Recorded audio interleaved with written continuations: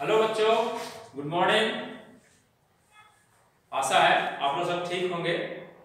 हमने पहले वीडियो में आप लोगों के साथ भारत अवर लैंड, जो कि सुब्रमण्यम भारती के द्वारा लिखा गया है, इस पर हमने चर्चा किया पहले स्टैंजा के लिए। अब हम इस वीडियो में भारत अवर लैंड चैप्टर से सेकेंड स्टैंजा और थर्ड स्टैंजा पर चर्चा करेंगे।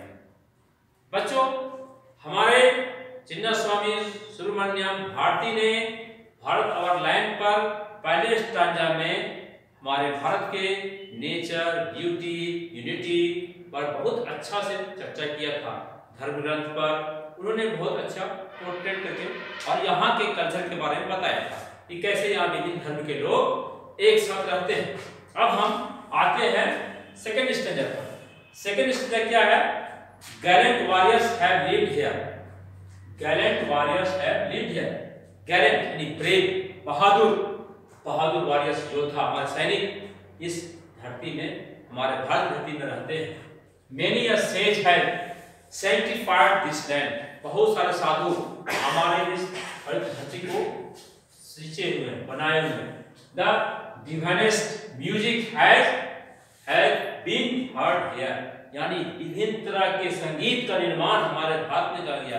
आपने देखा था यहाँ पर बहुत तरह के संगीत यहाँ पे होते हैं। विभिन्न विभिन्न धर्मों में, विभिन्न लोग कल्चर में विभिन्न तरह के संगीत सुनने का मौका मिलता है हमें। And here all auspicious things are found. यहाँ बहुत सारी सुंदर चीज जो ऐसे प्रकृति में पाए जाते हैं और यहाँ के लोगों के द्वारा बनाए गए हैं, जो कहीं भी दुनिया के किसी कोने में नहीं पाया जाता है। Here Brahma knowledge has taken root. Brahma knowledge, बच्चों आप लोगों को पता है कि हमारे यहाँ ब्रह्म विष्णु गणेश यानी जो उपनिषद, वेद, पुराण, ये सब में उनके द्वारा रचित जो कहानियां के द्वारा या उनके द्वारा रचित हमारे नीति विधि हमारे देश में चलाया जाता है, जिसमें ब्रह्मा नॉलेज उनके द्वारा जो ज्ञान प्राप्त किया गया है, उपनिषद में दी गई है, उसको यहाँ पर हम लागू करते हैं। And the Buddha priest his Dhamma here. Buddha, Mahatma Buddha को Buddha priest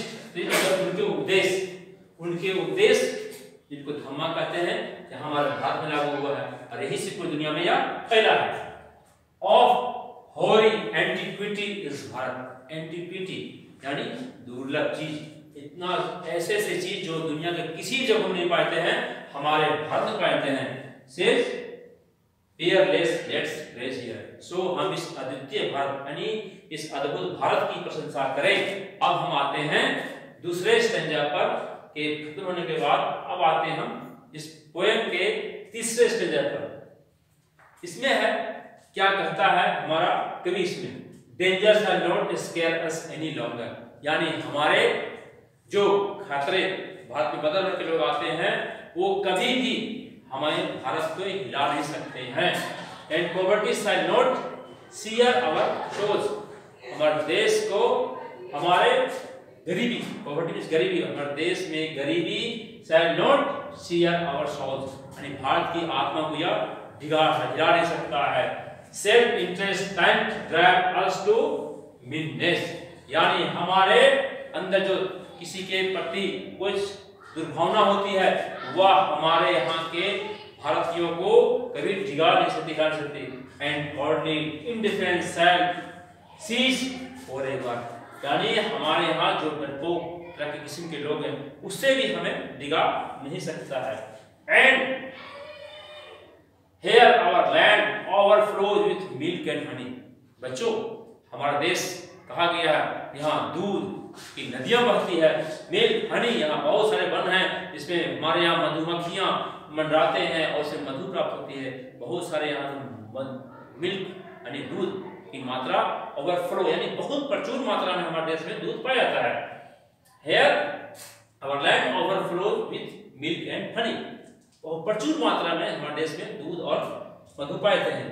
and personal is the supply of fruit and corn.